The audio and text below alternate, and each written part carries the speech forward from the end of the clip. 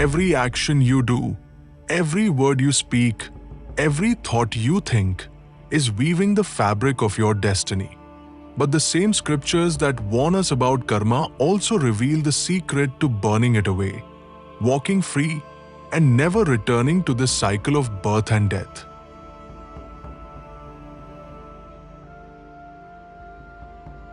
The Upanishads whisper a timeless truth. Every action leaves a subtle imprint on the soul, called samskara.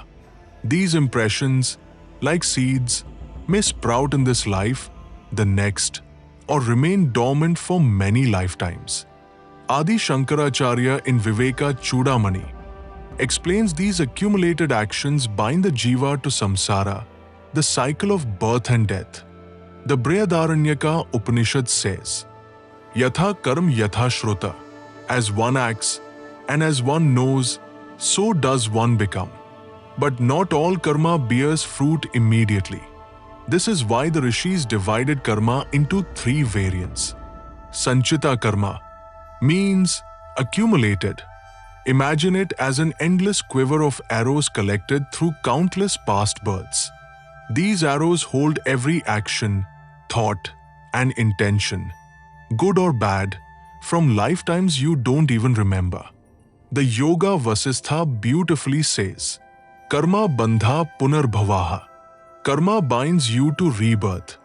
Sanchita karma is your hidden bank balance of past deeds, waiting to be withdrawn. Prarabdha karma is that portion of your sanchita which is ripe. It is the arrow already shot. You can't stop it midair.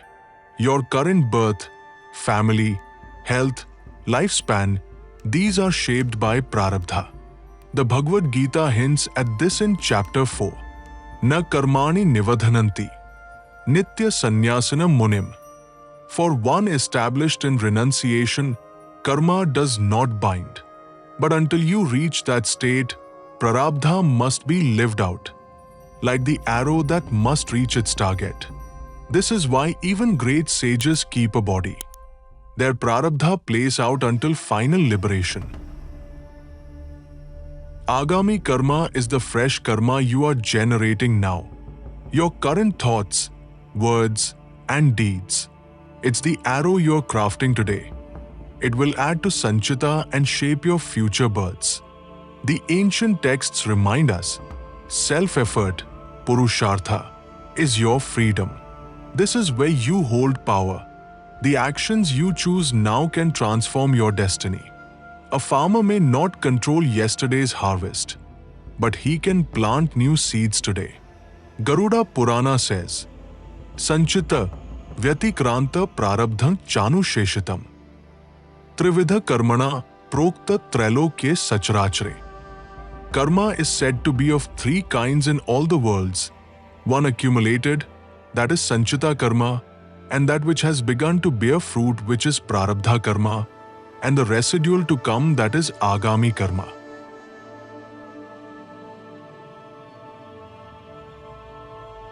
Garuda Purana states that even the smallest karma must be experienced or burnt, otherwise rebirth is inevitable. And as Bhagavad Gita says, liberation comes when one acts without generating new karma.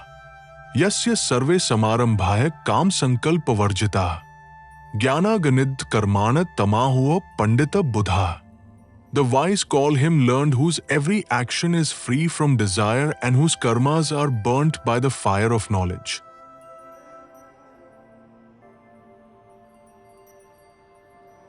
The Garuda Purana, Bhagavad Gita, and other Shastras offer four principal ways to transcend karma. Jnana or knowledge. This is the path of self-realization, knowing, I am not this body or mind. I am the eternal Atman. Scriptures say, Jnanintu tadajnanam yesha nashit matmana. Tesham aditya vasjnana prakashati tatparam. For those whose ignorance is destroyed by knowledge, that knowledge reveals the Supreme like the sun. Through study of Shastras, guidance of a Guru, and deep self-inquiry, Atma Vichara, we dissolve the root ignorance that fuels karma. In today's world, this can mean regularly contemplating spiritual truths, filtering distractions, and reminding yourself daily, I am consciousness, not the role I play in society. Karma Yoga, selfless action. Act without desire for personal gain. Perform duties as an offering to the divine. Karmanyevadhikaraste. Ma phaleshu kadachan. For us today, it means doing your work honestly, serving others without hidden agendas, and not clinging to results. Every selfless act reduces agami karma and purifies the heart. Bhakti, devotion. Devotion melts karma faster than any fire. The Garuda Purana declares that the name of God, uttered with sincerity, can burn mountains of karma. Harer Naam Smaran Matren. Punyana Kshaya Bhavet. By merely remembering the name of Hari, sins are destroyed. Cultivate a living relationship with the divine through mantra japa, singing kirtan, or simply keeping God in mind while living your day. Tapas and prayashchitta, austerity and atonement. The Garuda Purana emphasizes purification through penance, fasting, pilgrimage, vows, and charity done with humanity. For modern seekers, this can mean voluntarily living simply, giving up harmful habits, dedicating time and wealth to help others, and seeking forgiveness when wrong is done. Transcending karma in Kali Yuga for the present generation. Many today believe karma is only about great virtues, punya, or major sins, papa. But our Shastras declare every thought, intention, and emotional reaction leaves an impression, sanskara, which shapes our next experience and birth. Sin is committed in the mind, and purity is also achieved in the mind. Therefore, karma transcendence is not just about external rituals. It begins in the inner mind field. Mind purification. Before liberation, moksha, the mind must be free of resentment, envy, and hatred. Kshama dharma, kshama yajna, kshama veda, kshama shrutam. Forgiveness is dharma. Forgiveness is sacrifice. Forgiveness is the Vedas. Forgiveness is sacred learning. Whenever hurt arises, replace retaliation with forgiveness. This closes the karmic loop.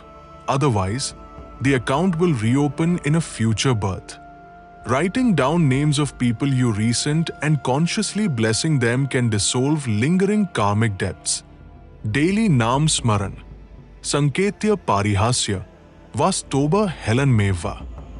Vakuntna Magrahana Ashesha Gharan Viduha. Even if uttered in joke, play, or carelessness, the name of the Lord removes all sins. Even 5 minutes of japa, mantra chanting, with focus daily is like burning dry grass. Karmic seeds lose potency. Keep a mala. Use idle moments for mental chanting. Mindful living.